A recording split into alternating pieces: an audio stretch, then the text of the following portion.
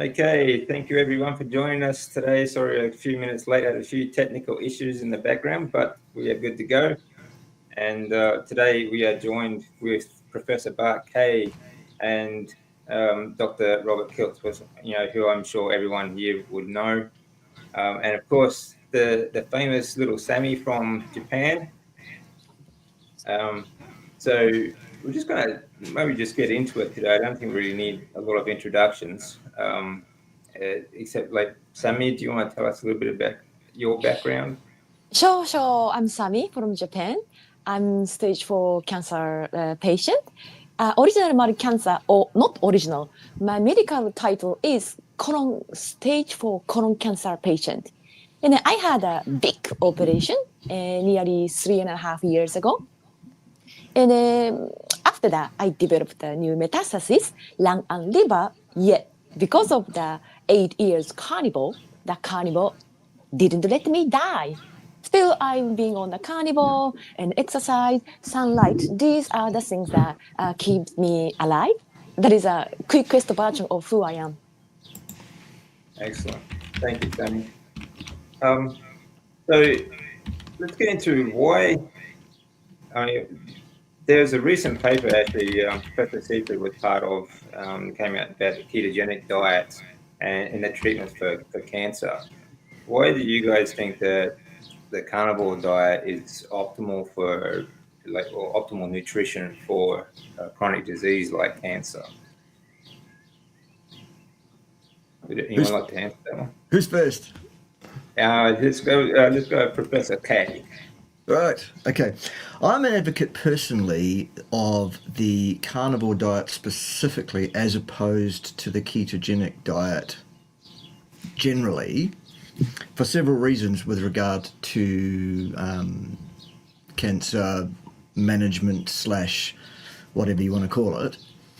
In that while there is some potential benefit of the ketones themselves, to me, in terms of the nutritional approach to dealing with metastases, it seems like if we cut off both glucose and glutamine to a large degree, that is a large part of the diet, and that is an effect that is independent of the ketogenesis. The reason I make the distinction is because on a carnivore diet, often people are eating more protein than they would on a ketogenic diet, and as such actually express lower ketones, but the effect that we're looking for is still there. Yeah. I'm open to being corrected on any of that, but that's kind of my immediate thoughts. All right. May I jump in? Yeah, sure. And I agree completely with Bart K. And I think we have to ask the question is, what is the cause of cancer? And I think a plant-based, lean meat, low animal fat diet is the major cause. And I think one of the problems with people on carnivore is they're probably eating a high protein diet. And keto, I don't even know what keto is. And that may be part of the problem. It's a metabolic state that may be irrelevant to the food you're eating anyway. But I think that plants are just poisonous for us. And some people might die with anaphylactic shock immediately. Thankfully, we have some treatments for that much of the time. But I think that plants break down to substances and have the toxins that cause the cancers. And so if you're trying to heal a cancer, you have to remove the cause of the cancer as the first thing. And so I think fatty meat and fasting and maybe just straight fat might be the best thing to do because, inside the adipose tissue is probably everything you need to survive. But I think when we use the term keto, I think it's trying to sort of be nice to the standard medical system who only will accept keto and won't be open to carnivore at all. Yeah. Yeah. It was a battle to get them to accept keto in the first place, let alone carnivore. I mean, now we've just completely left the building, haven't we? Now we're just that's right. It's when we're seeing the troubles around the world, the number of people suffering from cancers, and all sorts of diseases. And I kind of found this area because I suffered, but some of my friends, a healthy doctor, died of cancer at 52, and he ate a healthy diet. And he was just an amazing man, Dave Kilmer. And the more I listen and learn from all of us, and we see healthcare costs going up, especially America. We're seeing what the venture capitals are doing to healthcare, and they're looking at money rather than helping men and mommies thrive and survive and live. So I mean, I think what Sammy is sharing, and I certainly love listening and watching DC Learning and Bart K. I think amazing information for all of us around the globe, and some people who have stepped out of the standard box and are willing to say something that most of us haven't been willing to listen to. And I'm in standard medicine, and I would say for years I would have barked at this as incorrect. And now I'm really want to be out there to tell all of our brothers and sisters around the globe that carnivore is actually the answer, and fatty meat, maybe even raw meat in some cases, which I don't know what Dr. K has to say about that, but I'd love to learn more. But cancer, like diabetes and strokes and all that stuff, is really simply caused by a standard healthy lifestyle that us doctors in the medical community recommend, and we need to break it up. And what all of you are doing is really commendable, because you're risking being cut off from social media and people blocking you, which I think we need to stand up and just put it out there. And today's social media has more knowledgeable information than standard medicine all day long. Yep. I agree. It's a great platform to really get. I mean, you can really use it to help a lot of people get a lot of information out there. We've got more reach today than we've ever had before. But as you say, we do have problems with, such as YouTube, sort of restricting our videos a lot. But unfortunately, it's just one of the things we have to live with. I agree, totally agree with the carbohydrates, the low fat diet, and highly processed sort of diet as well that's what I think was behind my diagnosis as well. I spent most of my, certainly my adult life, living on what I thought was a healthy diet. It was always low fat, get your veggies in, have all your macros separated, very small portions, high protein, and all that stuff. Like a decade on chicken breast, skinless chicken breast, right? The driest, leanest meat you can get. But like you said, you get rabbit starvation, you get protein poisoning, and fatty liver disease and cancer. So and I was stage 4 twice, and I think a lot of that was because of the second time. I think was a lot to do with the medications, the treatments as well. So that's just the way it is at the moment. Unfortunately, I didn't have this in my tool bag back then. That was now 12 years ago when I was first diagnosed. And actually this month, another January, January is kind of a milestone for me, because I was diagnosed in 2012, January, and 2014 again in January. So, every January is kind of a milestone, which is another reason why I like to talk about this month. And it just happens to coincide with World Carnivore Month. So that's impressive. That's just a nice coincidence. But high fat, I think, is, again, even Professor Seafried, he talks about the same thing. Just eat the fat. Fat is the safest way to go. And I've even read studies in Europe where they've actually been putting people on 95% plus fat diets to cure or to treat diabetes and other chronic illnesses. So I think for me, it's certainly working well. And I know Sammy's doing well on it too. So she's now, you're pretty much symptom free, aren't you, Sammy? No symptoms. And I just wanted to touch upon the Dr. Kill's, opinion about importance of the fat. I've been on a high-fat carnivore, and the reason is because I was severely suffering from eating disorder 25 years, during which I was terrified about eating fat. And I squeezed everything to get rid of all of the fat, zero fat diet. The consequence is a something disease, not neuro disease, you go mental if you don't consume the enough fat.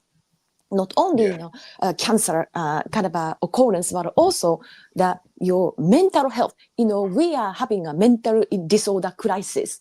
I think could be due to the kind of low fat, zero fat craze. Still, people believe that low fat the better. I just wanted to talk about mental aspect to think about low fat. I agree, Sammy. It's I was the same. I was fat phobic.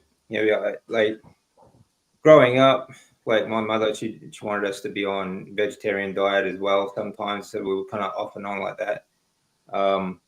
But the education and everyone say like if you eat fat, you get fat sort of thing. So you develop a phobia like against fat, and like even through college, like when I was studying sports science, it was the same thing. It's like everything is all about calorie control, low fat, get your macros in, get lean, green, and marine. That was pretty much it. And it really affects the way you think. I was fat phobic for so many. Even after my treatments, when I first came out of the transplant, I was still fat phobic, and it took me the last 10 years really to get over that. So. DC, I didn't just hear you use that C word, did you? Yeah. Calories, you say? Calories? Yeah. Goodness gracious me. Yeah. Ted is very cross. Is Ted? So that's actually a big subject too, actually, if you want to talk about that, because I think it really affects the way people eat. People are worried about calories because fat is high in calories, so-called, right? Yeah. Okay. Well, the Reader's Digest version goes like this: calories are specifically, by definition and by measurement, a unit of heat energy made manifest as photons. Photons being an excitation of the electromagnetic field. The electromagnetic field having an exact rest mass of 0. Ergo, they cannot be brought to rest. That's what that means. They will not interact with the Higgs field, meaning you cannot eat calories, not one ever. Neither can you spend any, because you can't bring a calorie to rest, basically. And furthermore, even if you could, when I went to school, any number, i.e. your mass on a scale, plus or minus any number of zeros, photons, will remain unchanged, will it not? Yeah, exactly. Right, so if you're worried about your weight on a scale, then what you need to be concerned about is the intake and the expulsion, if you like, or elimination of mass, not heat energy. Yeah. Okay, done. What's next? Okay. So isn't our real mess that we've been taught to watch your calories, balance your diet, and be skinny? Yes. And there's no other animal that does that. No other animal wants to be skinny anyway because they want fat on their body to survive the famines, the gestation, the hibernation, the migration, and the famines and wars. And so we got ourselves in this trouble when someone started telling us what would be good to eat, what's healthy for us. And maybe we have to blow up even the carnivore's recommendations for food, because I don't even think we really know what it is.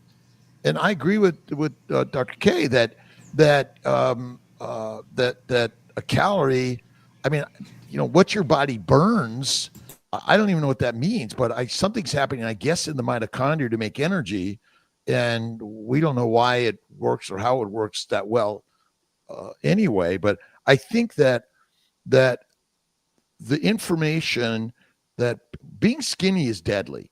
And I want to ask Dr. K is, Does fat obesity cause disease itself, or is it maybe a sign in this world that you're overeating likely plants, which are poison anyway, which cause the disease, and the fat you carry in your body isn't causing any disease and doesn't cause cancer? I think very much we're talking chickens and eggs here. Which came first? And there are people on either side of the theological divide that will tell you that obesiogenesis and the carriage of excess adipose tissue is in and of itself part of the etiology of various disease processes. And perhaps you could say it is. For example, if you have a lot of adipose tissue, if you're fat, then the blood system required to subserve that fat will tend to raise your blood pressure chronically. And we know absolutely that raised blood pressure chronically is actually part of the actual etiology of atherosclerosis heart disease.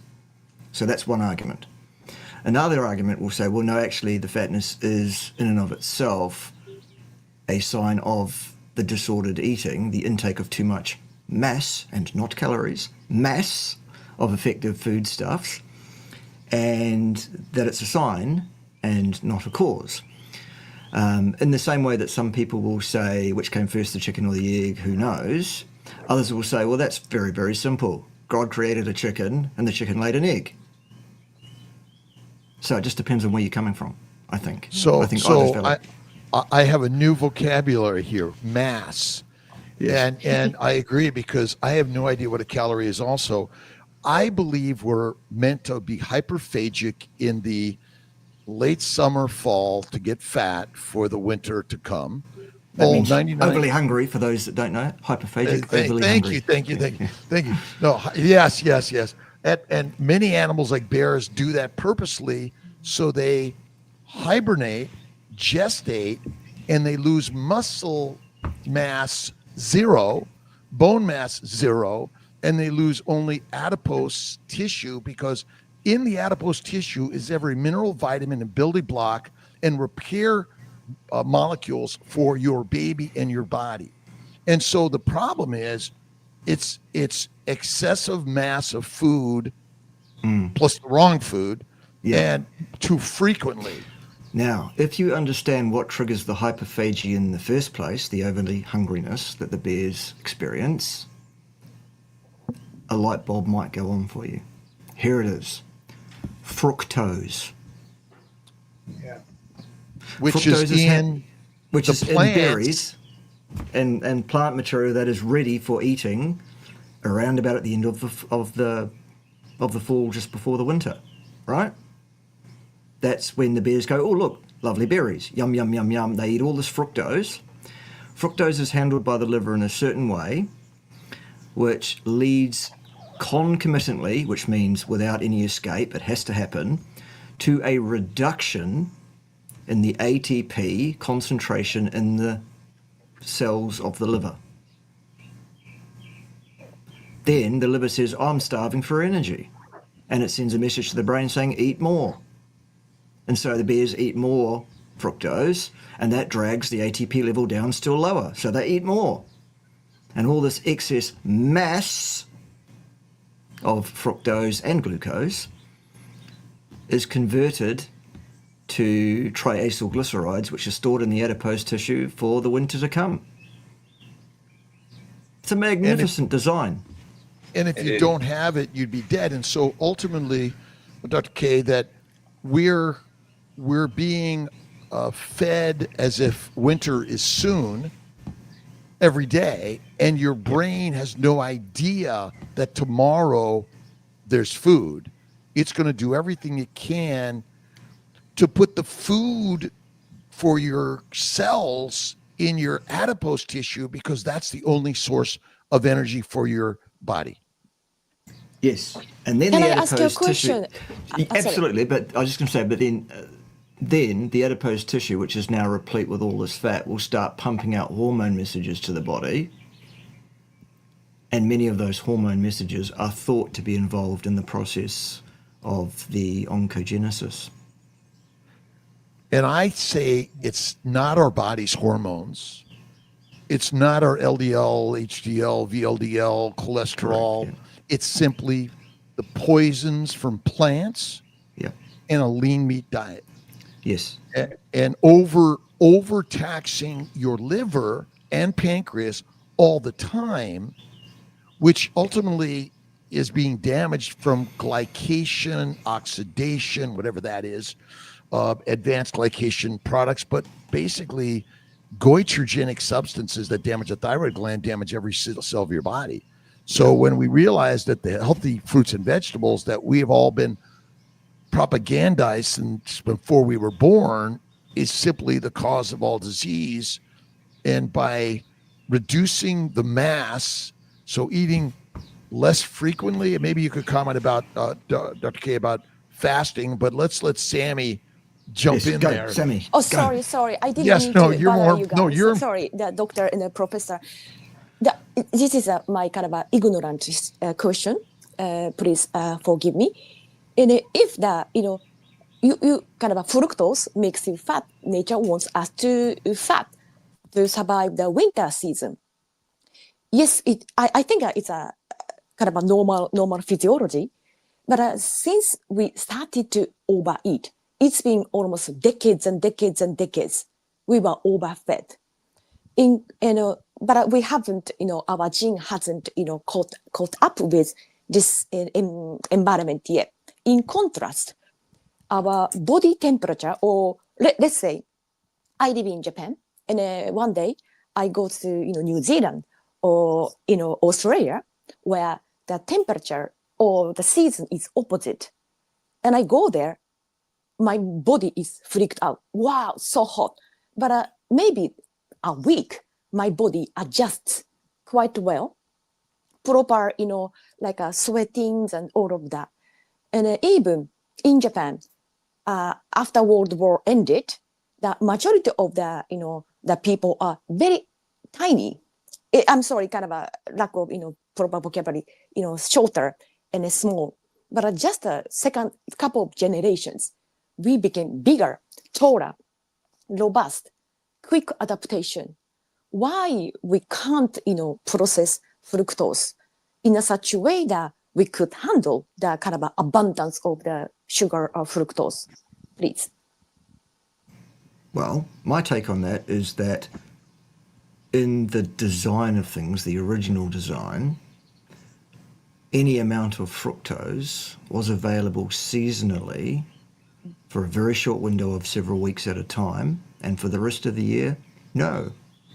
Now we ship it in, we fly it in from all over the world, from every corner of the globe, every day, and tell people it's healthy to eat 5 to 7 servings of fruit every single day of their lives, and vegetables and all this other plant materials full of toxins, anti-nutrients, irritants, the very things that the plants put there in their tissues precisely because they don't want us to eat them. And we tell people that this is healthy. And then there's While ever at the same time telling them that the stuff they absolutely should eat, which is the muscle meat, by the way, not organs, muscle meat and associated fat of mostly large ruminant animals, plus or minus eggs, plus or minus dairy, depending how you go on those things, salt and water, period. The powers that be, the so-called intelligentsia, are telling us those are the things that are going to kill us, while ever telling us to eat the things that absolutely will if we do enough of it. It's disgraceful. Absolutely. And it's Not to ignorant mention beyond the belief. fact that all our fruit and vegetables these days are so genetically modified. Most of it's man-made anyway. We've never had the kind of vegetables that we do today before. None of it's natural, really. Like a natural banana looks completely different to what the bananas you buy in the store are. All that on top of it. So basically we're being bombarded with like chemicals from and just wrong education from surrounded by it.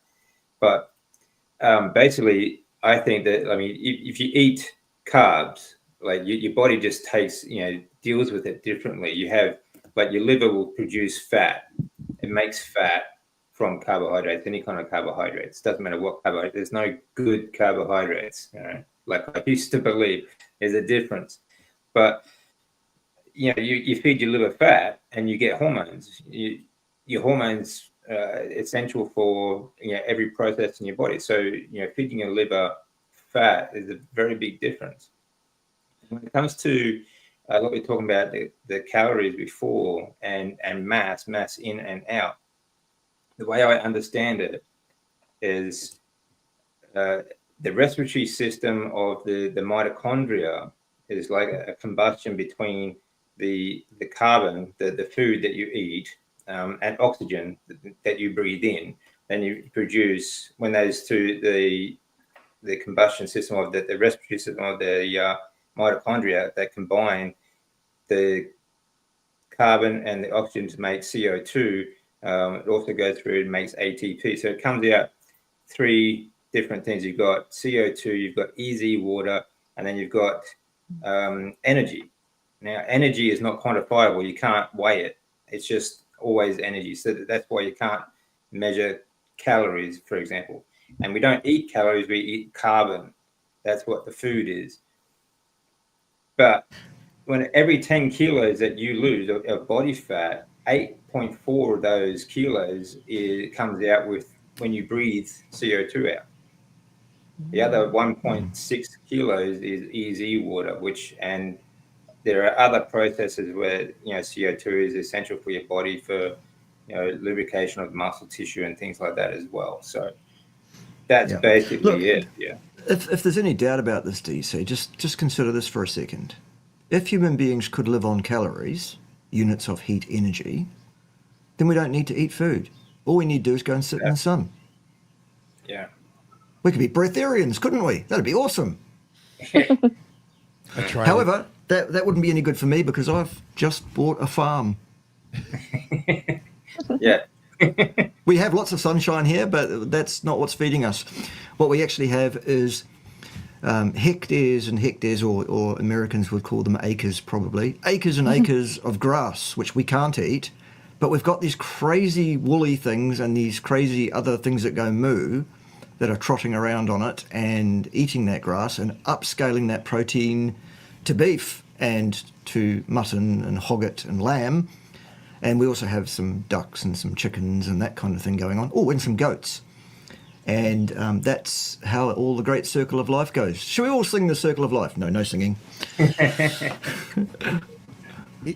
Isn't part of the problem that we claim we know what a protein, a carb, and a fat is? The last I looked, an avocado is a fruit from a tree, and a nut and a seed is not full of fat. Fats come from animals, and we know what adipose tissue is. We know what muscle tissue is, but doesn't every cell of every organism contain fat, sugars, and proteins? Yes. And so, in fact, when we even use the term carbs, we may be misspeaking. You either eat plants or animals or something in between, maybe a spider or a cricket, but ultimately the science is great and fun, but it makes it complicated story. That the real simple story is get yourself a farm and raise some animals on the hectares, and that's really what we're meant to be. And what's happened, and chickens too, right? Check that. Yeah. And we got ducks. Oh, I love duck eggs and I love duck liver, and those are the best. But we've made it so complicated because I don't believe glucose is ever the energy for mitochondria. It must be made into acetyl-CoA in the liver or you die. The function of insulin is to convert amino acids and sugars in the liver or you die. And that's our problem. We've made it too complicated. But, again, I don't know what a calorie is. I don't even know what really ATP or glycogen. Have we ever measured glycogen? Really? Like to look at your glycogen to know what your levels are? We have no idea. It's a story. Yep, a bit. Yeah. I mean, there are ways that scientists, and I'm going to use that for scientists, will infer what the level of glycogen they believe is in a person's muscle cell at any given time using magnetic resonance spectroscopy to infer that. That's a second messenger output. It's not a direct measurement of the glycogen actually present in a muscle fiber. Because the only way to do that, to actually measure the glycogen present in a muscle fiber, is to remove that muscle from that person, freeze dry it, remove everything that's not glycogen, and measure what's left. So there is always an inference. Yeah. Right. And isn't it true that every scientist in every laboratory has a mission to publish or perish? And Absolutely. they are all to have their theories. So it's theoretical, which I love theories and I love the conversation, but the science has sort of messed all this up because it sounds so complicated, and I'm not that smart, and I basically come down to simplicity. Occam's razor. We know that if you eat animal, the whole animal, you don't get to just eat the lean meat, because if you do that, you're going to get some protein poisoning, rabbit starvation, or whatever you call it. And if you eat fat, is there any cases of fat poisoning from only eating fat in a Not human? that I'm aware of. Zero. But there are in cows. Because if you feed a cow fat, they die because it kills the microbes in their gut. Yes. Now, if you ate fat, it would kill the microbes in your gut, which reduce inflammation in your body, because in fact, the microbes in our gut are part of the causes of cancer and every disease we're suffering from. Because how do you know which E. coli is good or bad? I think the science of that, and if you look at Salisbury, James Henry Salisbury's work, where he showed that fermentation and proliferation of the microbes in the gut will proliferate the microbes in the upper and lower respiratory system that cause diarrhea and systemic illness. And so I think the microbes are part of the culprit. And in women, the microbes go out the rectum anus into the vagina, even viruses, which we know, or we have some science that says that's the cause of cervical cancer. And my bet is the microbes are infecting women's vagina, cervix, uterus, tubes, ovaries. And we know that irritable bowel problems, bowel infections are rampant because we're fueling the colon and the small intestine with a plant-based diet, which feeds the microbes and causing most of our diseases, including cancer, in my opinion. No, I agree. Fiber is an absolute menace. Yeah. And I'll tell you another thing about the science regarding microbiome studies, and I can say this without fear of contradiction from anyone who actually knows anything about this. They will agree with me. And here is the statement. We know more for sure about the surface of Mars than we know about how the microbiome should look. Yeah. I agree with that. And if you think about it, most of the studies are supporting a pill that contains microbes or adding them to yogurt or something else, including prenatal vitamins. And in fact, we don't really know. Now, are microbes, and maybe Dr. K can mention this, Mark K, are microbes everywhere? Can we really make any surface sterile for more than 5 minutes? Pretty unlikely that you could achieve that. They really are everywhere, microbes, in numbers that we couldn't possibly conceive of. And as such, if you were to completely sterilize a surface within minutes, absolutely, the rehabilitation has begun, the reproliferation has begun, absolutely. I note there in the comments there's someone asking about, or suggesting that Sammy was really asking about why is it that our genes don't respond more quickly to changes in environment. And if that was the question, Sammy, Yes. low carb, low drama, 10:39 a.m. my time, if that's of any help to you. But the answer is this. Genetic drift, our genes reacting to the environment in which we place them over generations, is a slow process. It takes generations and generations and generations for genes to drift according to the environment in which they are chronically placed. That is as opposed to our gene set that we have at birth, which can react immediately to a change in environment, but it only has so much it can do. Because your genes ostensibly are a set of instructions that tells your body this protein, that protein, the other protein, and the genes react to the environment in which they're placed by saying how much of each of those proteins is being made. That is it. It's no more complicated than that. It becomes complicated because we don't have 3 genes for 3 proteins. We have tens and hundreds of thousands of genes for tens and hundreds of thousands of proteins, all of which can be adjusted up or down, and that entire interaction of all of those things is what causes us to be. The basically almost set in stone. We can't change that. Your genes that you're born with are set in stone, although there is minor changes But to the epigenetic DNA. stuff. Yes, epigenetics can affect the genes that you've got. There are very few things that can actually change your genetic structure. There are some. Ultraviolet light is one. Injecting things into your body containing genetic material is another way you can achieve this. I don't think you should do that, personally, but that's another way that it can be done, with disastrous effects usually, in fact, as we're now seeing. Chemotherapy also does it. Chemotherapy, you bet, can do it. Radiation can do it. However, to all intents and purposes, your gene set at death should be pretty much what it was at birth. However, every time we procreate, every time we have children, those children are born with a gene set, which is a combination of the genes of the 2 parents. Ergo, their gene set is slightly different. Some children survive to adulthood to pass their genes on, others don't, unfortunately.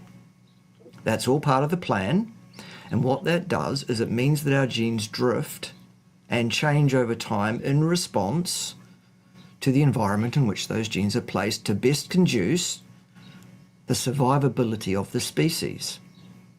So what does that mean? It means this. Evolution is a thing. Absolutely, definitely there is. I've just proved it beyond reproach. What does that not prove? It does not prove that that is not God's plan. It might well be. Okay. Just after the agriculture evolution, it was like 10,000 years ago-ish, if 10 I'm to not 12. mistaken. 10 to 12, somewhere around. Yeah. Yeah. It's been through kind of our point of time feeling. It's been Yes. so long. Still, Yes. kind of evolution. Okay, not I see gonna what you're saying. change- Right. happen. 10 to 12,000 years in an evolutionary sense is that.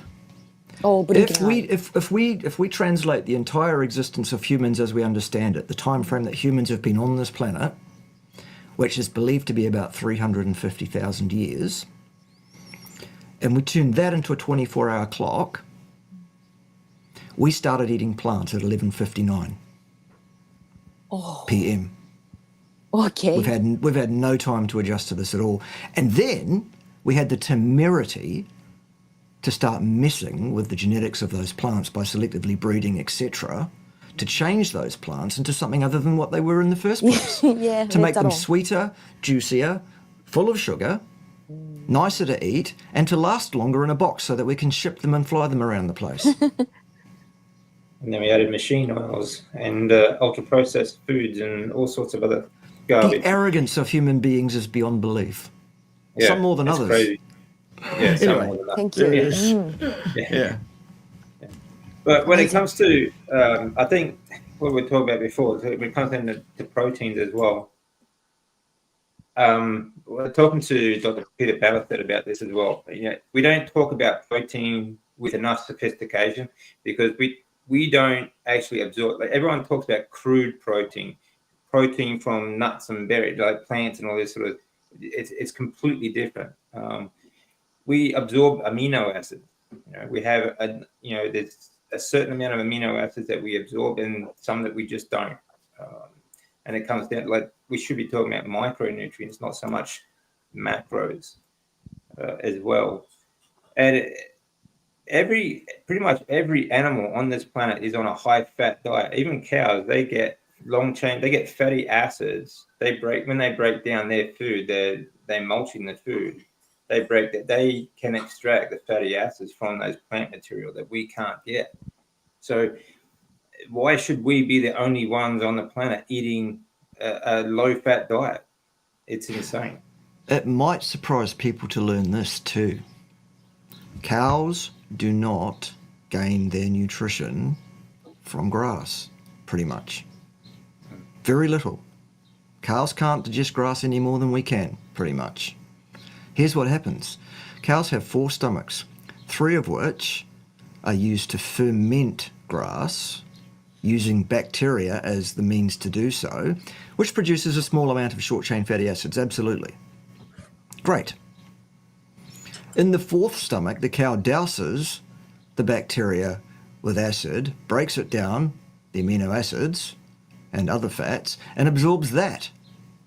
Cows don't live off grass, they live off bacteria that they cultivate by eating those bacteria along with some grass that then fermented in their guts. Yeah. Yes, cows eat grass, but what do cows get their nutrition from? Bacteria. Yeah. And the sugars, the cow's liver works like our liver. It takes amino acids and simple sugars and makes fat. And that's the critical part. And they're meant to do that. And, we're really, our lifespan is meant to reproduce and then move on. And so we're just sort of trying to live longer and healthier. And none of us know when and how we're going to die. And that's one of the challenges. We don't know why some people get cancer and other people don't. We don't have that answer. But we haven't talked much about the glycobiome, and that the majority of all proteins made in the endoplasmic reticulum are post-translationally modified with either hydroxylates, methylation, glycation. So without these things, our proteins would not work properly. So we talk about protein being so important. It's actually just a component of the building blocks. The majority of proteins are post-translation modified, and glycosylation is one of the most important. And the problem is we're eating foreign sugars that are highly antigenic, the high mannose components of plants compared to ours. So the glycocalyx, the glycobiome, is really not talked about enough. And if you look at oh my God, the gals are missing here, but it's likely the sugars which are the most antigenic and the cause of the failure of our immune systems to squelch it. The problem is we're consuming it. We're throwing the poison in our body all the time, and sugars are glycating and inflammatory. And so where do the plant sugars come from? Remember, there are animal sugars and there are plant sugars, but for some reason the plant glycans, and look at glycobiology, I think is really important for us to look at, because proteins are not the most important thing. In fact, fat is. And the simple fact that we're eating a lean meat, low fat diet is the problem. Now, why some vegetarians live long also, lifestyle factors and things like that, and eating less frequently. I'm currently on day 4 of no food, and I feel amazing. I'm going 5 days. I'm at the meetup in Chicago with the Healing Humanity, and it's just amazing when I typically do 1 meal a day. I do a 3-day fast every month and a 5 to 7 day fast quarterly. And I think it's one of the things that cancer is reduced significantly.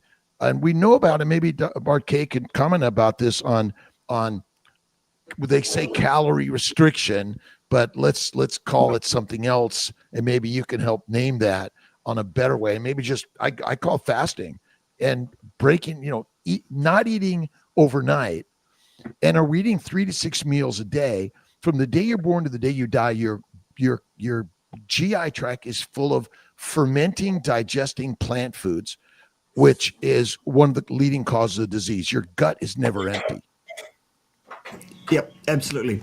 I have been and remain an advocate for 95% of humanity, those which is those that can.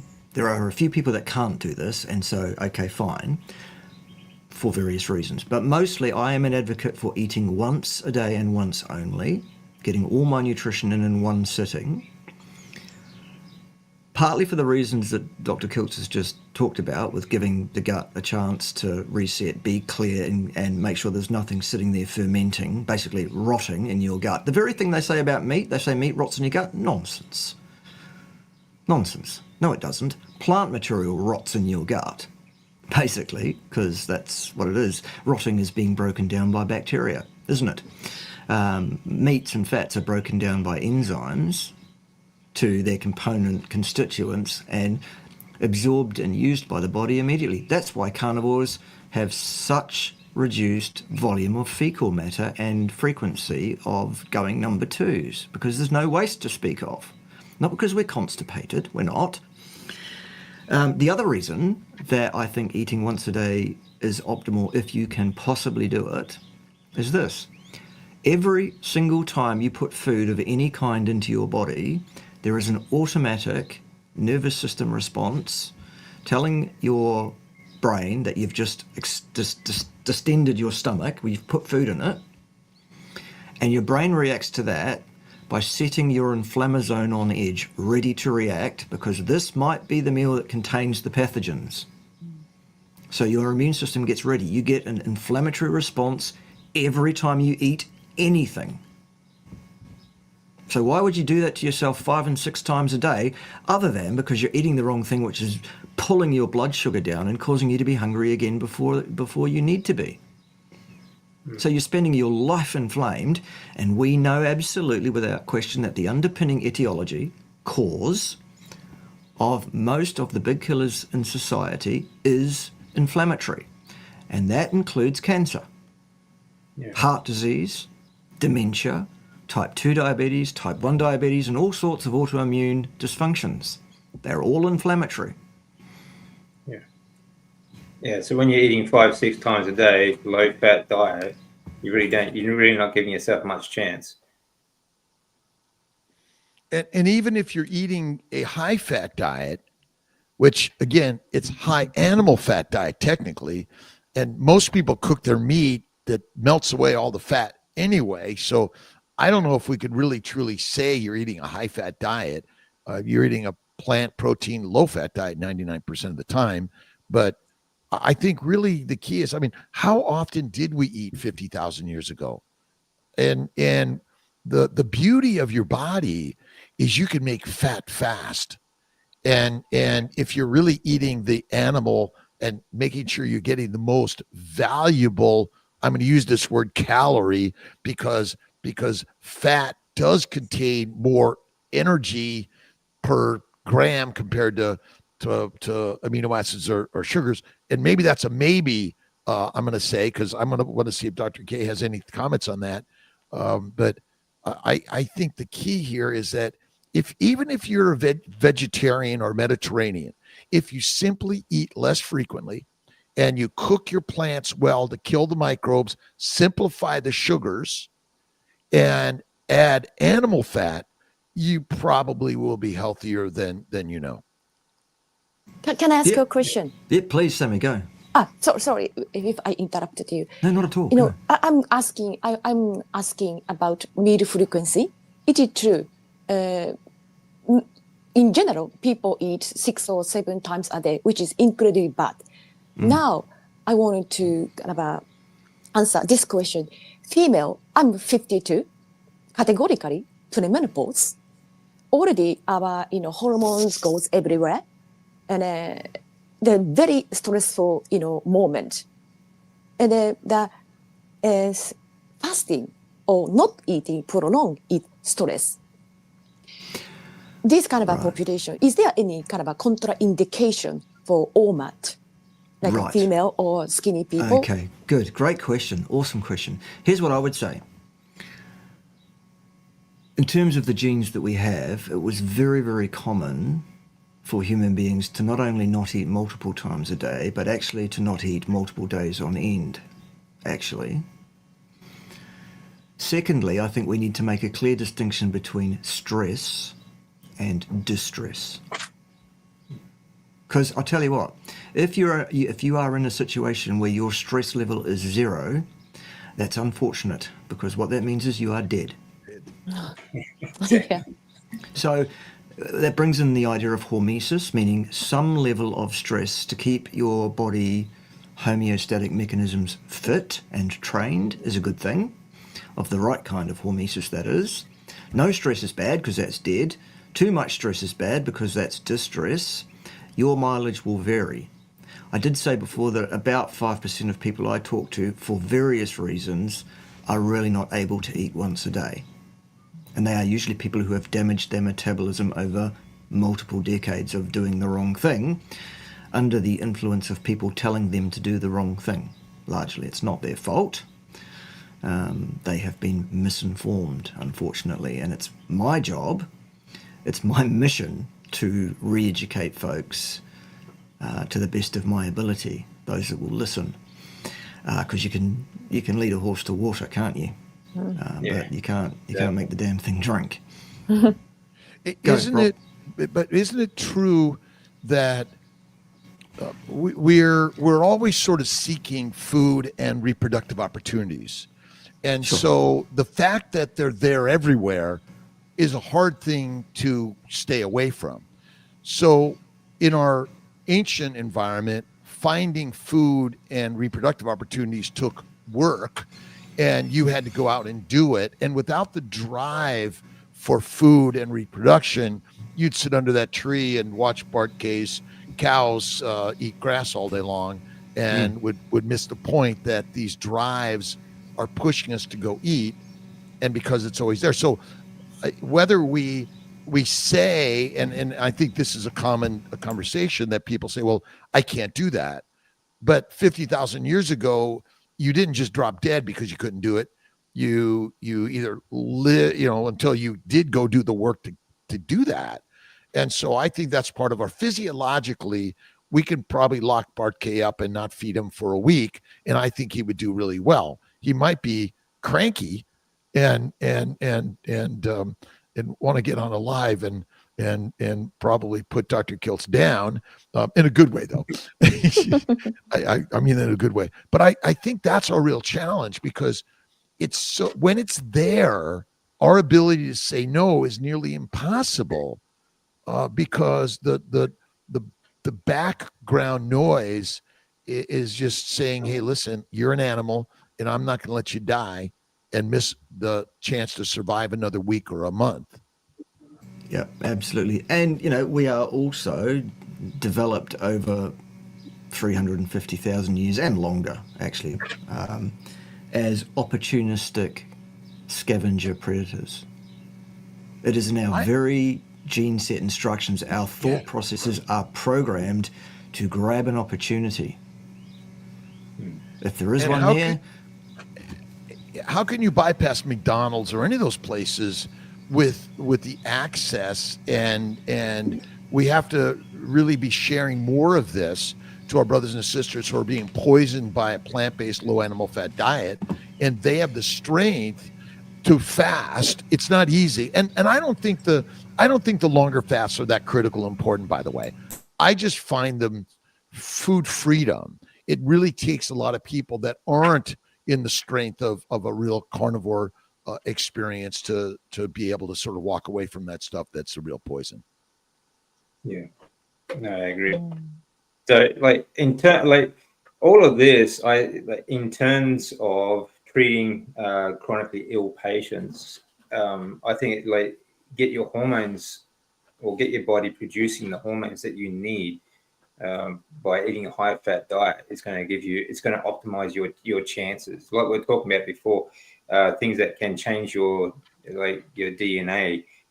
Chemotherapy is one of the big things that will change your. In fact, some of them actually are developed specifically to do that, because they, like bendamustine, which is a clinical trial I went through 12 years ago, 10 years ago. It is designed to change the DNA of cancer stem cells to allow, supposedly to allow or to increase the effectiveness of the chemotherapy. But it doesn't make any difference to any. It doesn't it doesn't just target cancer stem cells. It targets everything. So what it does to the rest of your DNA, what it does to the rest of your body, it will kill everything. Like your organs also share the same enzymes as cancer cells, and chemotherapy will kill those cells as well. So it does a lot of organ damage.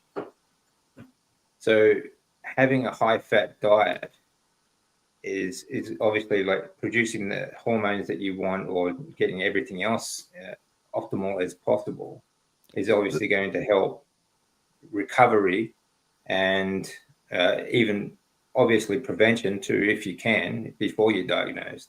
So I think that, to me, is why I use it. That's why I think it's the most optimal diet for us. And just going back on that before too, I think we're the only species that actually combines foods. No other species combines their diet. Like, they don't mix their diet. When people say you get fat from eating fat, you don't get fat from just eating fat. If you eat fat together with carbohydrates, then you will store it, because you get the insulin response.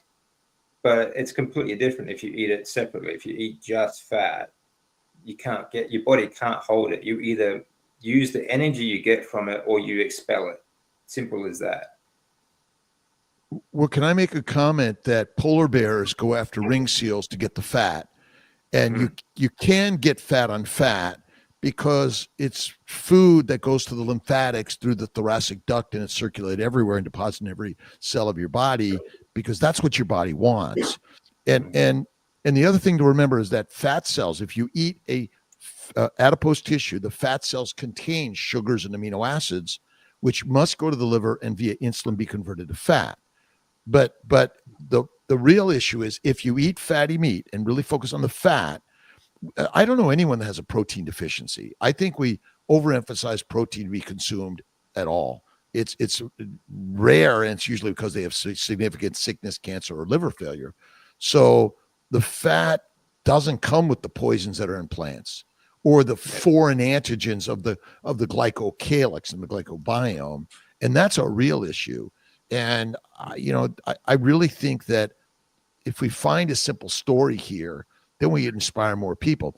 And the microbes, they want to insert their DNA into you. And so do the plants. Plant cells are live organisms. They're on their path to do something harmful to you, make you fertilizer, number one, because the seeds you poop out, or the ones you don't poop out, but the plants killed you, will now grow out of you. So we're food for all other food. We're all sort of in this circle of survival, and the healthiest thing you can do is eat the proper human species specific diet, which will help reduce the risk of cancer. It'll help cure cancer. And we still do a lot of modern medical care. I know in our practice, but if we could get more people to learn this, well, Miss Catherine, Miss Meat was on with us today on a live, and she's 23. To see more, younger people doing it is really important, I think. Yeah, that's really good. I'm going to just go through some of these questions. Yeah, do you guys have time to just go through some of these questions? Yep, let's do it. Okay.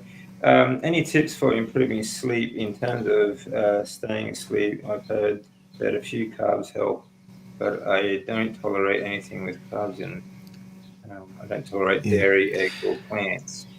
Awesome. Right, first of all, Claire, it was so good to meet you in person finally in Adelaide recently. That was so awesome. And Ted also really enjoyed meeting with you, and he says you gave him the best cuddle he had all day. Secondly, yes, in terms of almost anything people come to me with in terms of problems and issues, my advice is always pretty much the same because it seems to work 95% of the time. There are 5 patented health hacks that a person should do every single day of their lives, which minimises their chronic inflammatory overburden and thus improves every aspect of their affect. And they are: number 1, a 100% carnivore diet, or as close to that as you can possibly attain and maintain. Do not change your diet suddenly overnight from anything to anything else. That will mess up your microbiome and that will set you back probably 6 months. Please don't do that. Do a sensible transition to a 100% carnivore diet. Number 2, there are 3 products from the fine folks at Raw that you can get via Dave at the address at the top of his screen right now. Number 1 is Stem Enhance Ultra, which is a stem cell release agent, which releases CD34 plus adult stem cells into your bloodstream, thus allowing them to tool around and do magics in your body. The second product is called Cyactive, which is an anti-inflammatory which knocks down both LOX and COX pathways and does not have the side effects that the usual pharmacological solutions to the same problem have. And number 3 is called Plasma Flow, which is an enzyme preparation which dissolves fibrin from your microvasculature, thus allowing things to get to where they need to be. The third health hack is to ground yourself electrically for as long as you possibly can, as often as you possibly can. At a minimum, you should sleep grounded, i.e. you should ground your bed using a grounding bed sheet. Minimum. Number 4 health hack is to block blue light from your eyes at night time. How do you do that? You put on orange lenses, not clear ones that say they block blue, because if you can still see blue, guess what, kiddies? It's not blocked. So put on orange ones. That's step 4. Anytime the sun is not in the sky and you're looking at any form of blue light, where does that come from? Incandescent lights, studio lights, television screens, tablets, phones, all those kind of things. All right, so put on some blue blockers. And step 5 is 45 minutes, 3 to 4 times a week of high intensity burst and repeat HIIT and or resistance training. If you don't know how to do that, get some advice on how to. There you go. That fixes everything in the world, just about. Do those 5 things. Yep, there you go. There it is for free. Yeah, great 5 hacks. One thing I would add is make sure you have, like Bart said, get natural light, grounding, but try and get early morning light too. Like, when circadian biology is quite important. And breath work. I find breath work has been something I've been doing for the last 9 years. It's really helped me a lot to get, I think, really helped me for my sleep patterns. And everything else, just breathing in general, and for anxiety, stress, and things like that as well. Breath work really works well. And I think meditation and prayer is always good. We have to see our lives as perfect and amazing, even in the challenges and the struggles. They're all good for us. And I figure I'm going to sleep a lot when I'm dead. And if I can't sleep, I get up and do something. I read something or I watch Bart K. Yeah, definitely. Yeah. Always watch Bart K if you want to learn something. Yes. If nothing else, you'll learn how to curse. Exactly. Properly. I need more You'll learn practice. how to curse properly. Yeah. Probably like a Kiwi. Yes, with class. Or, of course, Dr. Kiltz. You always learn something with Dr. Kiltz as well. We're Absolutely. learning something from it. And Sammy's amazing. I love watching her stuff, by the way. She's thank inspirational. And the stories, I'm working with Adam and Carrie on Healing Humanity. The stories, human stories that we're sharing on social media are the best way to heal us all, rather than waiting for the scientific journal to come out with the answer. Well, yeah, that's right. And I mean, it's like you said before too. Yeah, these scientists are always trying to produce papers to satisfy their sponsors. These white coats that we've all been indoctrinated to trust. They should all wear sponsors on their jackets, the same as a race car driver does. People should trust me. I'm the science. Safe and effective I am. Don't question the science, even though that's how you do science. I'm in cancer recovery, but still on meds. My oncologist isn't happy that I'm carnivore now. He said I should stop, as mTOR isn't my friend, and I'm laying myself open for reassurance. Okay, here's how I would respond to that. Here is how I would respond to that. Transfer my records. Do that today. You are fired.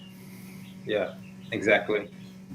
Simple as My that. oncologist actually is on board with me being on carnivore diet because one, he's open to seeing the results. He's been tracking my results, and like honestly, he can't believe the difference that he really did not expect me to survive the transplant I went through because I had a lot of complications going through that, infections, and I was neutropenic and other problems.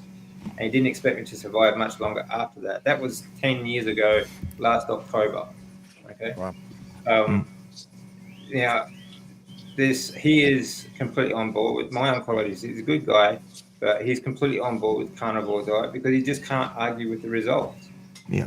There's only one deity I'm aware of, and it's not your doctor. Don't be afraid to fire that doctor. Yeah, exactly. Actually, I got divorced Do what makes you with feel good. my doctors because I couldn't convince them to my approach. That's why I stopped going back to the hospital. It doesn't have to be this way, but I ended up, not going back to the hospital for any treatment. Yeah, very good, Sammy. Don't be afraid to fire your doctor. There's always more. I've done that a few times. I haven't had a GP for so long because it's very difficult to find a decent one here. Like you just get up, I've just walked out because they speak absolute nonsense at times. And they don't necessarily need to know what you're eating. No. You know, exactly. and we're here to teach them in some way. Wow, you're looking great. You look amazing. You're healing great. What are you doing? Maybe time to tell them then. But Yeah. I would say that, you don't have to tell them that. And I think that, we need to teach the doctors because they're going to see us. And I know a number of people that didn't say anything until, the doctor said, wow, you're looking great. You're cleared. See you later. And say, well, I just wanted to share with you one thing, the importance of this. So, the doctors are mistrained essentially. Exactly. Yeah, they are mistrained, and a lot of them, unfortunately, are too arrogant to relearn as well. But yeah, like you said, you don't have to. Some of them, Dave, not all of them. As well. Yeah. Or you say, see you later. Yeah. Yeah. Yeah. When you have a cold or flu on carnivore, we best to switch to 100% fat diet during that sickness. I do. I not 100%, but I do increase my fat intake. When I first went from carnivore, from like a high fat ketogenic diet to carnivore diet, even then I did suffer a lot still with colds and flus because after so many years of chemotherapy, my ability to produce platelets and white cells and everything is greatly diminished. So colds and flus would last me months and months at a time. The first time I got a cold on carnivore, I increased my fats dramatically. It was basically about 95% fat. It lasted 2 days, 2.5 days, and I was done. I was good. So, increase your fat intake. I think it's really important also to mix your fats, not just have just beef fat. Like lamb is really good for omega-3s and seafood also. Okay, so omega-3s are very important fats.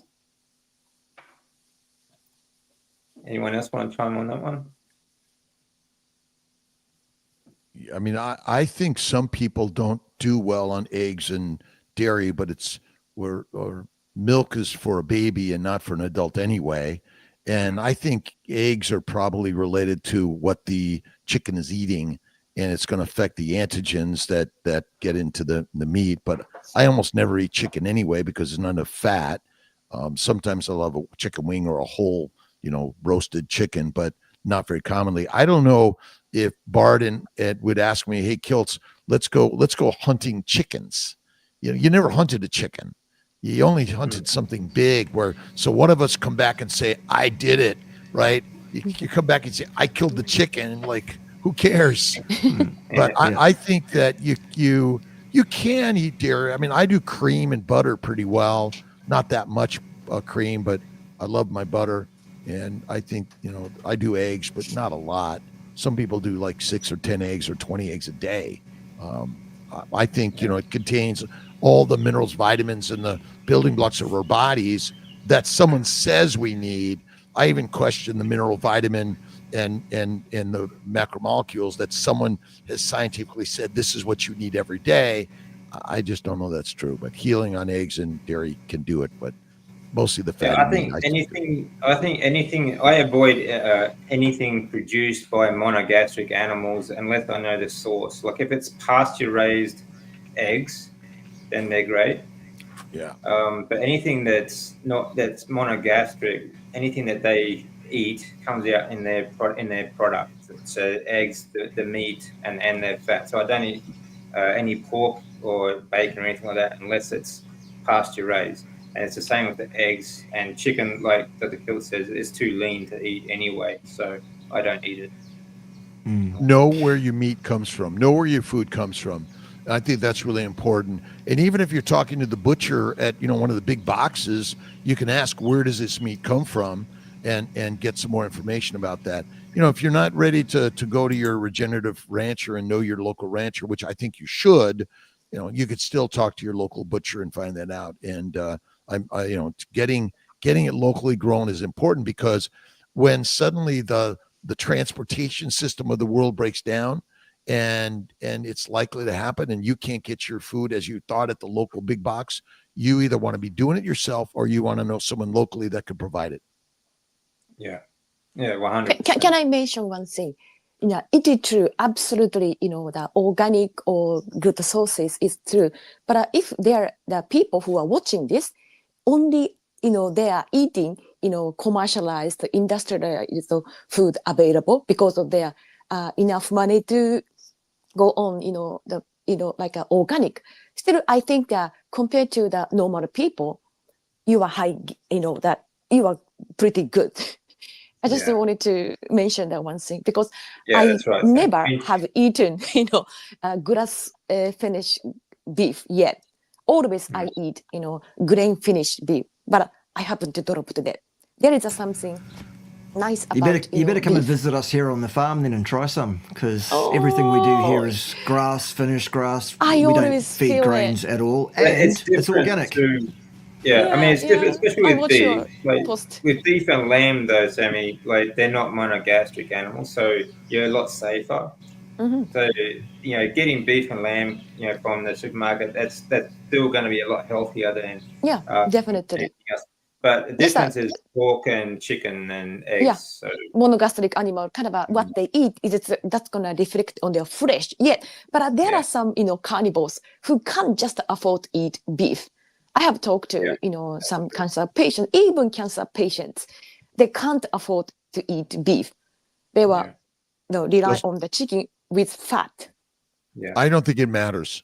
I personally like grain finished, and I have a rancher that does it right on the range there, and the animals are just getting daily grains with their fresh natural grass. I don't know that we've proven it matters, but obviously getting back to free range would be nice. But I think the cheapest meat, and I don't do much lamb. I like it, but beef to me is still the best that I love to eat. But I think all those things are good for us. And if you're eating leaner meats, even fish, add fat. Yes. Add the fat, which I think is really Agree. Good. Yeah, absolutely. Always add fat to what you're eating. Other causes of cancer besides plants and highly processed foods? Yes, of course. Yeah. I mean, we're surrounded by. I mean, I'd like to talk about that, but honestly, if we did that, we'd be cancelled straight away. You can't talk about that on YouTube. Sorry, cannot be mentioned. Sorry about that, Greg. Yeah, I mean, There's lots of things that cause it, right? Yep. There's a lot of things that cause it. But we are being poisoned basically from every angle. Water is another source. Like here in Australia, we have the worst water in the world. It is Oh. like highly toxic with PFAs, fluoride, and all sorts of other things. So, you know, all you can do is that your best to avoid these things. You try and live as natural a life as you can in this very unnatural world. And like Bart said before, there are other lifestyle changes that we can make. Simple things that, like, I have 4 things that you can do in the morning, like just 20 minutes every morning. Go out first thing in the morning. You sit in the grass, just do some grounding, do some breathing. You're getting sunlight, natural light, and it's just a great way to start your day. There are just everything else you just do your best to avoid. Don't stress about it though too much either. Yes, you could avoid things like you were talking about like that. I did.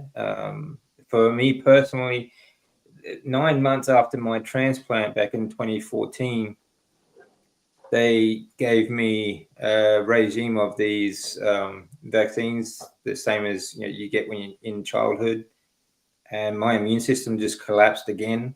It was actually starting to make some recovery after chemo, but then it collapsed.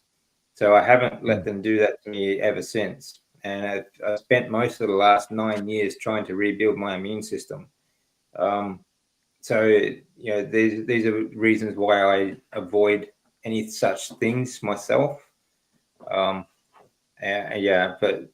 as for that particular one, we could talk for weeks on that, and but we just they won't let us do that on YouTube. Let's see. I'm just going to try and get through. I'll try to get some of your comments, guys, but let's get through some of these questions. Here's another one. Should modifications be made to carnivore if you have an elevated APO? ApoB. No, the answer is no, absolutely not. ApoB is completely irrelevant to your prospects in life. It is not a marker of risk of anything. It's completely false disinformation, which is being fed to you by a group of people who are interested in that stuff more than anything else. That's all. It's rubbish. It's nonsense. I agree. I don't know what blood test you need there's no science that a annual checkup makes you healthier. It actually, likely will find something, well, maybe you should be on this drug and, this. And so it's about money. And we have to realize that for the first 3.5 million years, there was no doctor. There might've been a medicine person, to witch doctor there to help us in some ways, a spiritual teacher and using medicinal plants. But I think that I agree. It's just the science of blood testing is just a moneymaker. Oh, absolutely. I mean, if you are unless you have a certain condition like Sammy and I, there's really no need for you to go get regular blood tests. I mean, depending on how you feel, how do you feel? If you feel good, what's the point? I mean, high APS 250 plus, doing 72-hour fast. How many more fasts can I do to reverse my diabetes? No meds, and my doctor doesn't believe in diabetes reversal. And I think get a new doctor. I think that fasting is one of the best things you could do along with carnivore, and your diabetes will be healed. Diabetes is a plant-based cause disease in 3 to 6 meals a day. So you can fast for a month. I mean, I've fasted 12 days before long ago, and you can live for a long time without food because the food of your cells comes from your fat. That's it. We're brainwashed. It'll help. Basically, diabetes is basically an intolerance to carbohydrates. So why keep feeding it carbohydrates? Well, I think type 1 diabetes is damage to the islet cells of the pancreas, and type 2 diabetes is damage to the liver because hepatitis diabetes is more common than people know. As your liver function drops, the liver's ability to convert amino acids and sugars to fat falls. Glucose, amino acids rise. That means insulin rises, which is just a battle that you keep on adding insulin to try to fix it, or other drugs to fix it, but you keep on having the same food, which damages the liver, and eventually you have liver failure, and it's all over. Yeah. Yeah, that combined with the fact that cells which have a sufficiency of supply of energetic substrates in the form of fats in their cytosol will undergo a series of things which we parsimoniously refer to as the Randall cycle, which leads to a blockade of glucose metabolism in those cells, thus meaning that the glucose remains in the blood. Where it should be, it happens for a reason. It's to protect the cells from glycolytic damage that they would suffer were the glucose allowed to enter according to its concentration gradient. It's normal, it's natural, it's an adaptive process. It's not a pathology whatsoever as this insulin resistance. It is actually the body protecting itself the way it should. And if you want to learn more about the Randall cycle, you can watch my playlist on it, or you can join me with Dr. Kiltz at 5 a.m. on the 4th of February. 5 a.m. Kiltz time, that is. Yeah, because that's what we're going to talk about. I think this is an important thing. Like diabetes, people don't understand, is like the base of many other chronic diseases. When we talk about diabetes, we're also talking about cancer, as diabetes being a cause of that. And yeah, if you actually, I was speaking to an Australian doctor about this last year. If you take everything back to diabetes actually might be the number one killer. When you think about its role in other major chronic diseases, including dementia and other things, including cancer. So, although it's interesting, maybe we are wrong in even defining it. It's like defining someone's disease as poison ivy. You're simply, my sister died of diabetes. She had it since age 4, type 1. She died at 52 of heart failure. Amazing woman. And I think the list of diagnoses and disease and codes is ridiculous. And so if we just simply say, oh, you're sick, you're poisoned by your diet of plants. And if you simply change it, let's take the poison away from you. Let's take the cause of poison ivy away from you, which is poisoning your pancreas or your liver.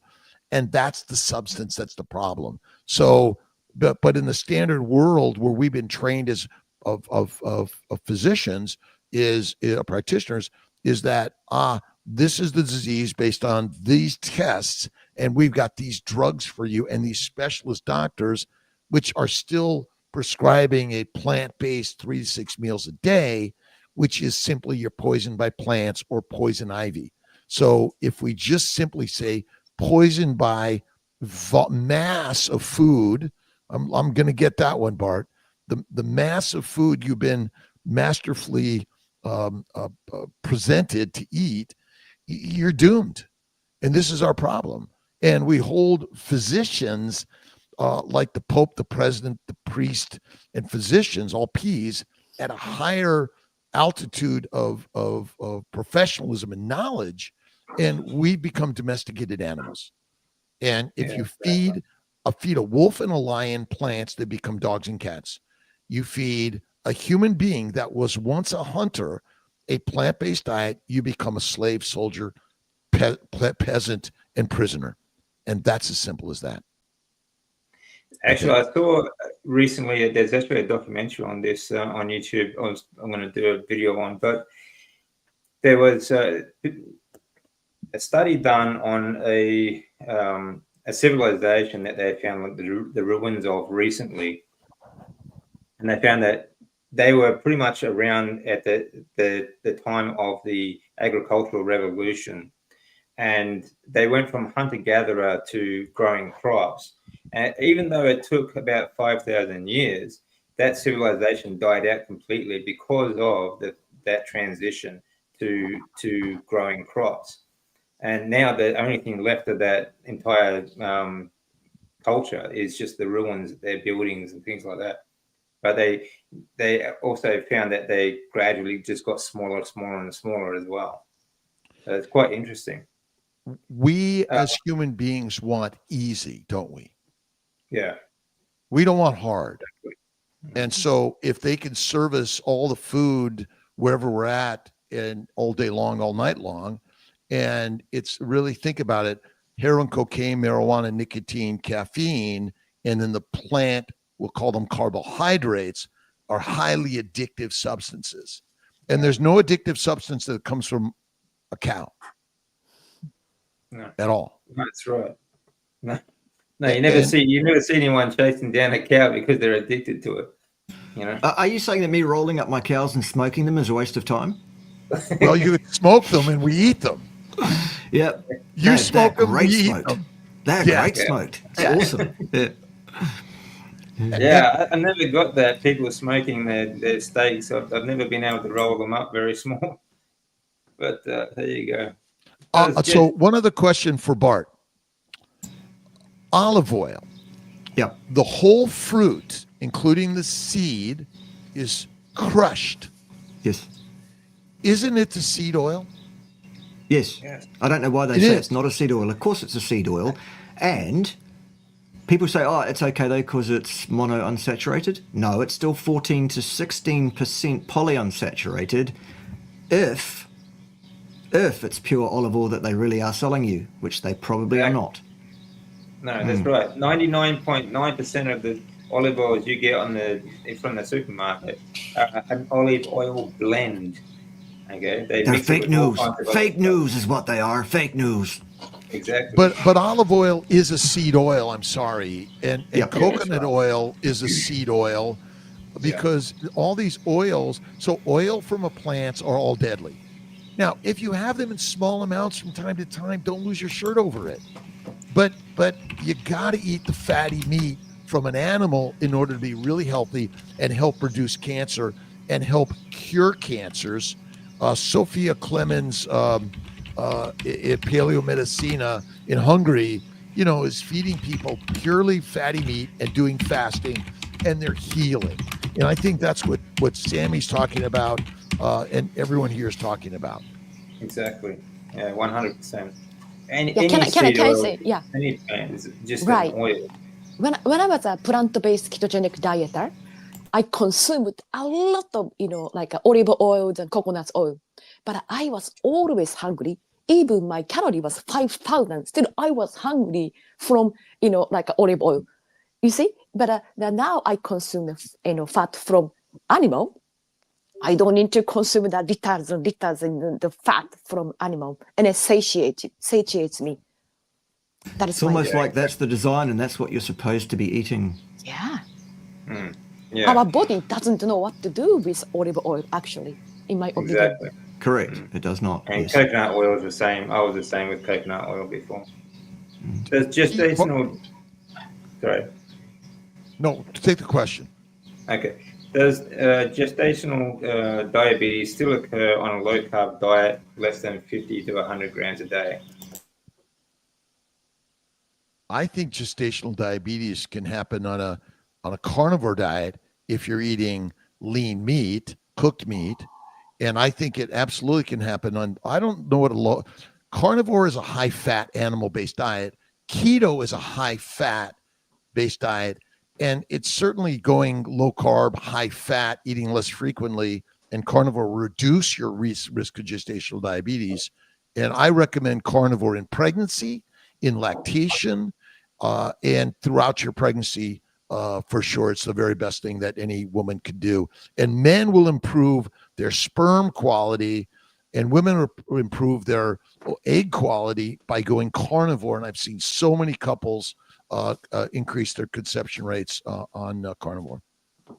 It makes sense. I mean, you produce testosterone for a start in cholesterol. So, of course, it makes sense, doesn't it? I think you can definitely get diabetes on carnivore diet if you are low fat for a start, but if you eat multiple times a day as well. I don't think you need to eat 5-6 times a day still. I think maximum would be 3, depending on your condition. Do you think cancer can sometimes be caused by emotional issues?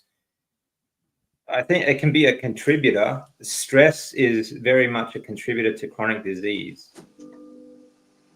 I think 50,000 years ago we were stressed as shit.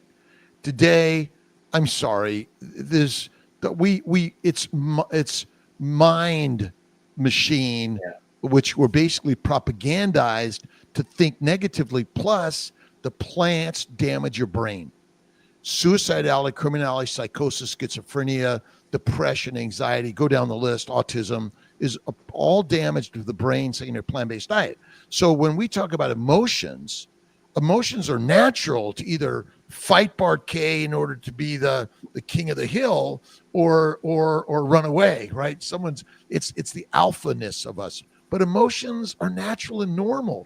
But because our brain is damaged on plants, protein, low fat, you don't know how to be the strong human being you are in order to use your emotions to create and reproduce or produce something, a massive art something, or invent something, or podcast and put out there some stuff that I would say that carnivore helped me be more outspoken, where I wasn't as much on a standard keto or standard diet. But Dr. Kiltz, if you don't eat your fruits and vegetables, you might die. I'd rather die fighting Bart K for the meat. I totally agree with that. I think there's a very big difference between positive stress and negative stress. There's always stresses in life. Like Bart said before, if there's no stress, you're dead. Right? There's positive stress, like trying to chase down like a goal of something, or physical exercise, or doing something, But negative stress is, when you just sit at home and you're sort of like just, freaking out because you can't control a situation, sort of thing. There's a very big difference. But that's where seeing everything that comes to your life as a gift to make you stronger, learn, and grow. Exactly. So we label negative and positive, like good bacteria and bad bacteria, but there's just bacteria and there's just life. And so this is where I personally dig deep into philosophy, religion, having faith in God and faith in all of us. And so even if someone says something negative to me, my job is to look at it and say, that's kind of interesting. I just never thought of it that way. So you're dead if you have no stress. And too many people are dead while they're alive because they don't see it as an opportunity to learn and grow and be stronger and do something different and make a fool of yourself. Yeah. That's my 2 cents. No, I agree 100%. God gives us these things because I don't think he gives us too many things that we can't handle. We just learn how to handle these things, and then we can teach others, because that's how we all learn. That's why we started these channels, to try and show people that what works for us could work for them too. And these are entertainment. Yeah. And yet it's where we get the most amazing knowledge to grow, when we see each of us and we see someone that we, wow, that person was like me. I'm going to listen to this. But we're visual and auditory learners. We want to see the picture, the stories. And I think this is the most amazing information. And, not everyone agrees with us. That's okay. I don't agree with everyone either. But if you had never done something that you want to learn from someone that's done it, then you got to take risk in doing something that you didn't believe in before. Anyone that disagrees with me is guilty of hate speech, and they're a bigot. Goodbye. I got to go. Okay. No, I don't. Yeah. No, I don't. But I believe that. So I always say faith, fatty food, and fasting are 3 of the really keys. And having faith in God, and God is each of us. And faith is having God. God is within us, and having faith in the person here. Whether you believe in some deity in the sky or not, it doesn't matter. It's in carnivore. I did a lot of philosophy and meditation, but when I found carnivore, it's like, wow, now it's even better, clearer.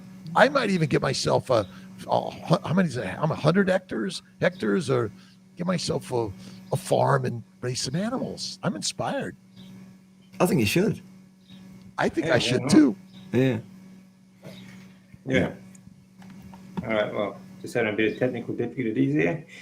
I'm no expert, but I have heard Dr. Bright say to eat some, or to, must be something to do with sleep there. Okay, fat helps with sleep. Can I do. agree. Yeah, yeah. Yeah, it can do. Because it's satiated. If you're satiated before you sleep, it's going to help you to sleep. Yeah.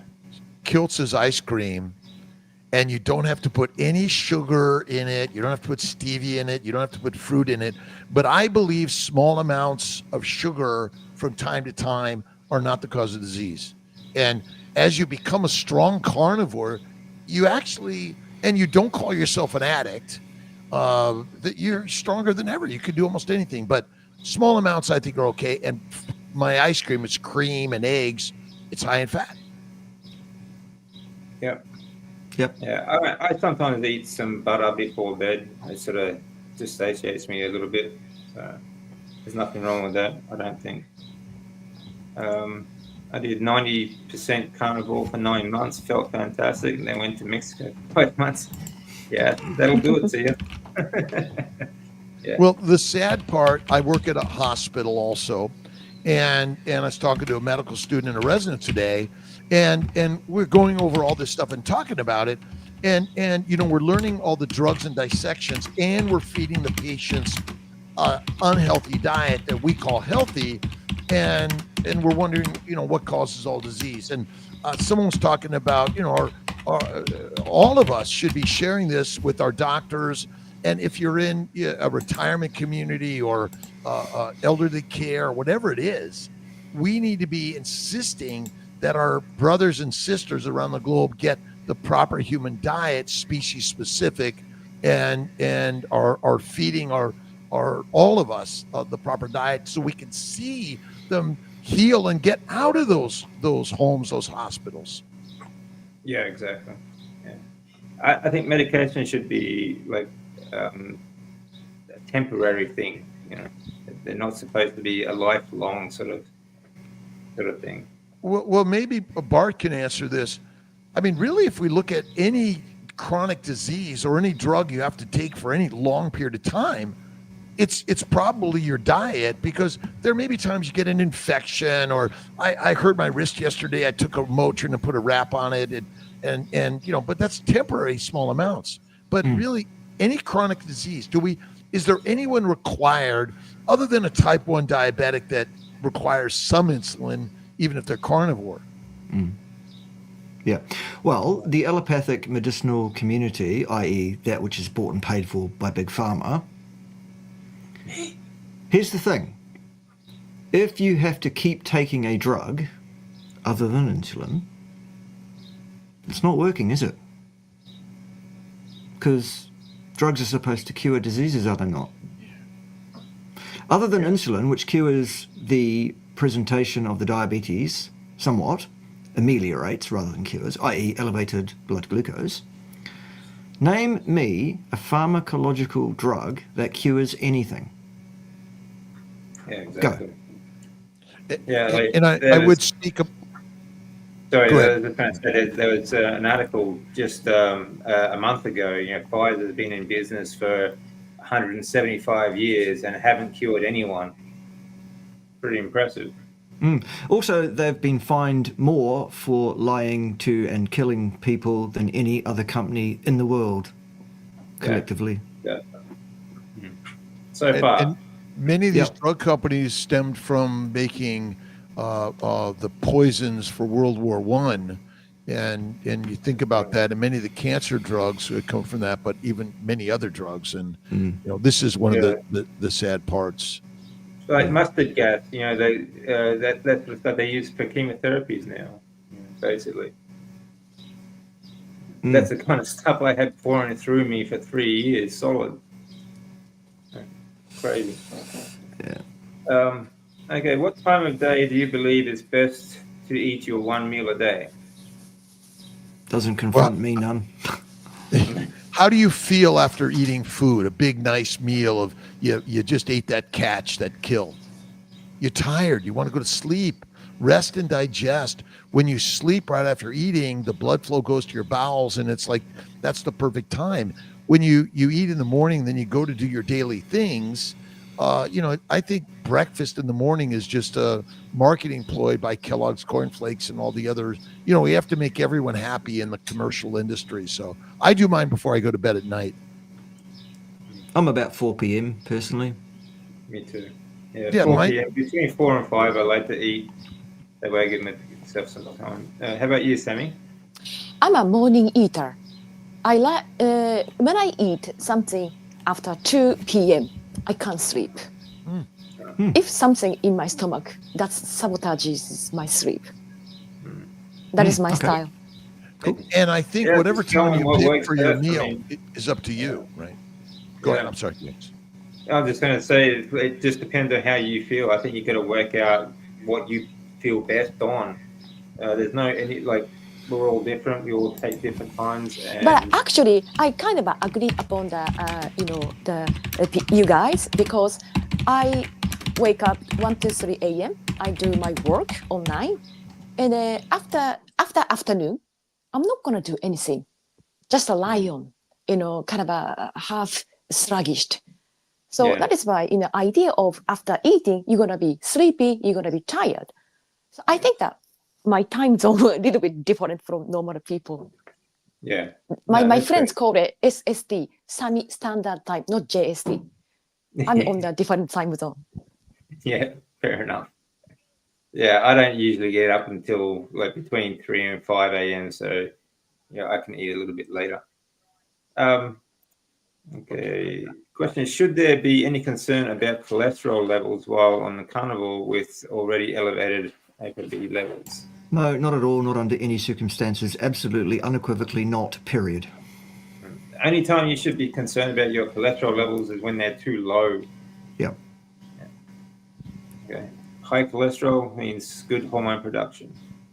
And all sorts of other things. Yeah. Yeah. 50% of every cell membrane in every cell of your body is cholesterol. Cholesterol makes up myelin and the myelin sheathing in your nervous system. The cholesterol pathway is required for D3 and K2 production. Testosterone and estrogen are both based on cholesterol. I could go on all day.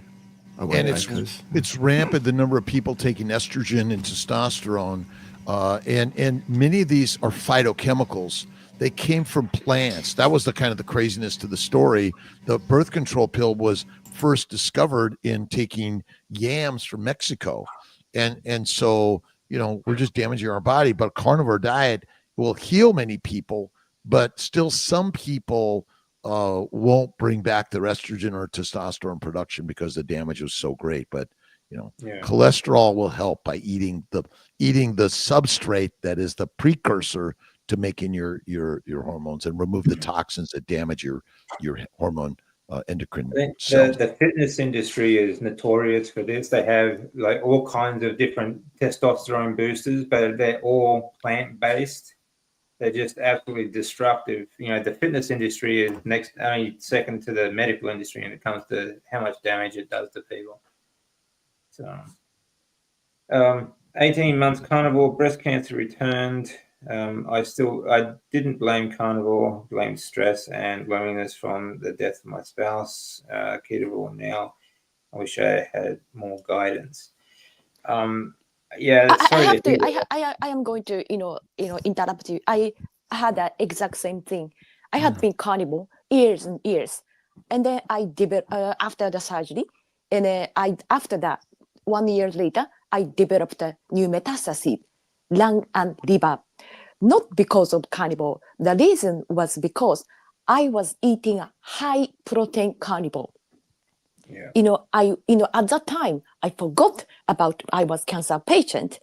My goal was, gym performance and, hypertrophy and strength.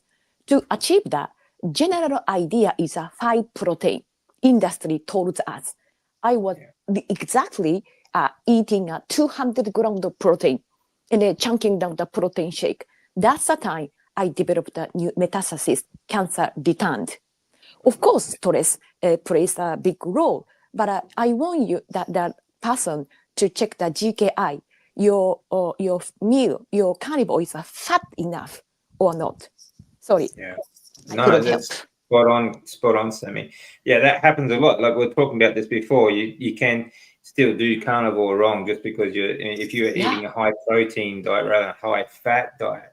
And when it comes to cancer, like there is always usually a chance of it returning because you have when chemotherapy basically just cuts the tree off at the ground level, but the roots are still there in the stem cell. And of course, depending on the type, like with mine, follicular lymphoma, it's just a type of recurring type of cancer that's going to be always there, sort of thing. So there's always that chance. But so you have to, like Sammy said, do GKI numbers, check them regularly. You should be, like we were saying before, high fat. Fat should be your priority, not the actual protein levels. But like we were saying, like negative stress like that too can play a role, but I think it's more to do with the protein intake.